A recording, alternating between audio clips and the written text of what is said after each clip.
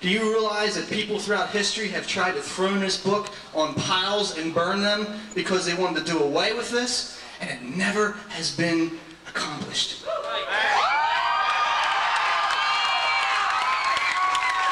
Why? Why? You know, is it just something like, you know, think about it. Write any book, and someone can take it out of print. But this book remains forever because it's not just a book, it's God's Word. When you open this, He opens His mouth.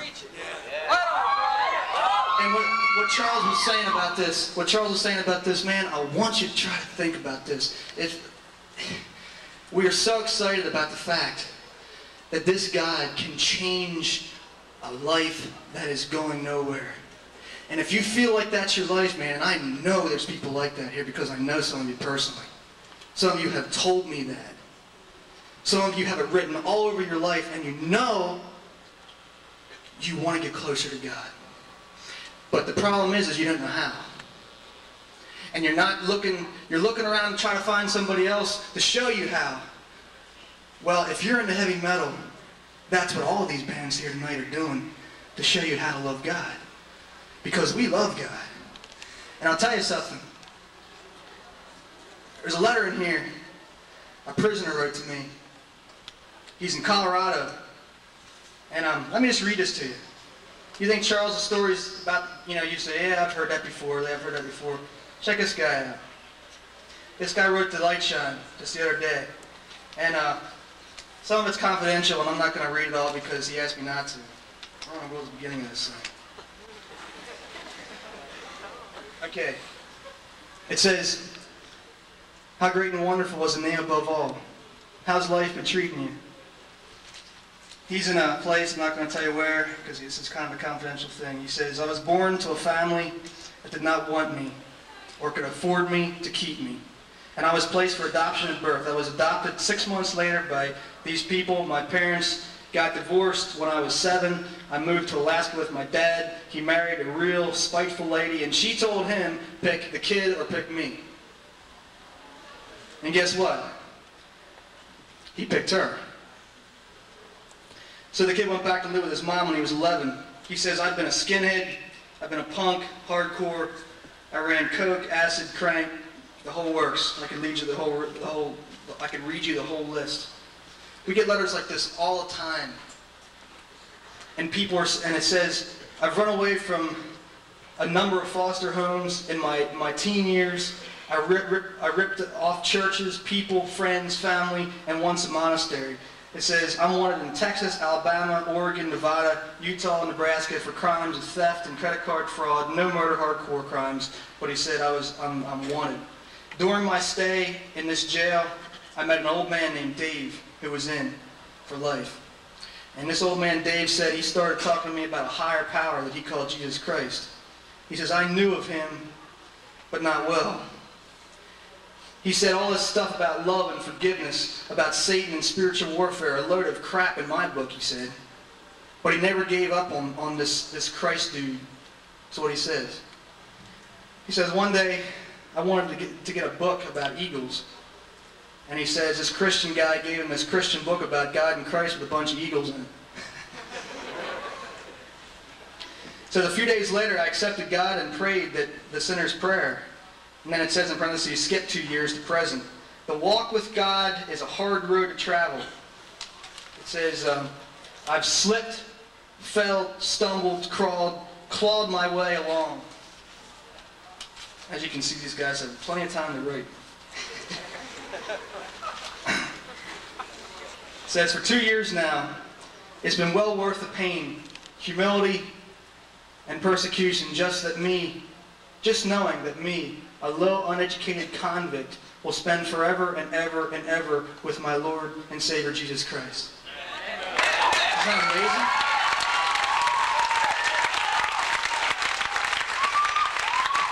amazing? He says here, the things I wanted to comment on, and it's a good thing our brothers from Sacrament are here. It says, on page 4 of LightShine, that article by Eric, he says, man, he says, that thing on depression was the biggest thing that spoke to me in the last couple months. And he said, it gets me way down being in jail, and I have to remember that with Christ I can do it.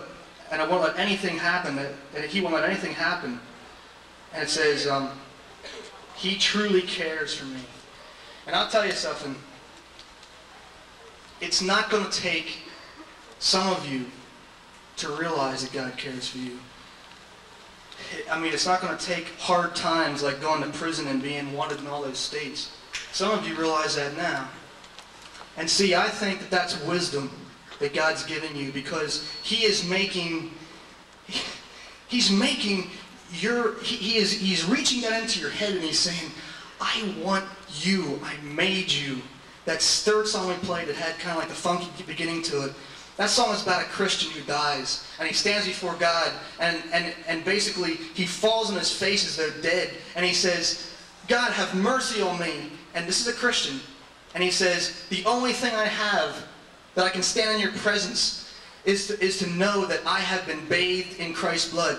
And God says, in a tender way, he reaches down and he says, I knew you before I formed you. Can you imagine that? He says, I breathed your first breath. I knew all your dreams. I knew your pain. I knew your hurt. He knows your pain. He knows your hurt. And later on, when Haven plays, they're going to explain to you more about how to become a Christian. I want to talk to my brothers and sisters. And I want to say to you, man, we are here to pump you and say, do you thirst after God? Like the psalmist says, do you thirst after God like a deer pants for water? That's what we do. We thirst for God. And the thing is he can take this powerful style of music, and I think the best music in the world to preach this Bible with. And he can teach holy truth. It has been abused for too long, this music style. We went to go see Queensryche. Have anybody seen that show? Let me tell you something. That was one of the best shows I saw in a long time. And Rod and I were there. And we sat back, and afterwards we're like, man, I'll just take one of those lights for our set, you know? And they had this huge video screen. But you know something? If you guys that were there, you saw something happen. They showed all these clips of stuff going on in the world. They showed Saddam Hussein, they showed Bush, and they showed this, and they showed people getting beat up and all that stuff. And then they just kept on flash, flash, flash, flash, flash, flash, flash. And the last thing they saw was what? Anybody know? The Queensryche logo. And everybody's like, yeah! What answers do Queensryche, 5 men, have for this world's problems? Nothing. They do Operation Mindcrime. But they are manipulating the young minds to say, we have answers. This is the answers.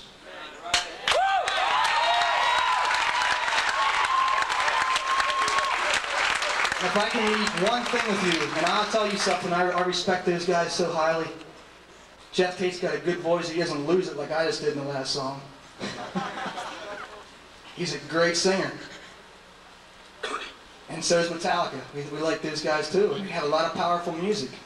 But those guys don't know answers either, man. All they do is rag and rag and rag and rag. And they get to a certain point and they say, hey man, what's the deal? The only thing left for you to do is fade to black.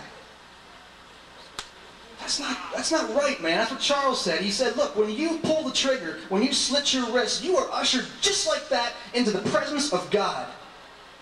And if you don't know him, you are in serious trouble, man. And if you knew him, you'd never do that. Because you want to give your life to serve people, to love people. And I hope you see that we love you guys. I hope you see our hearts.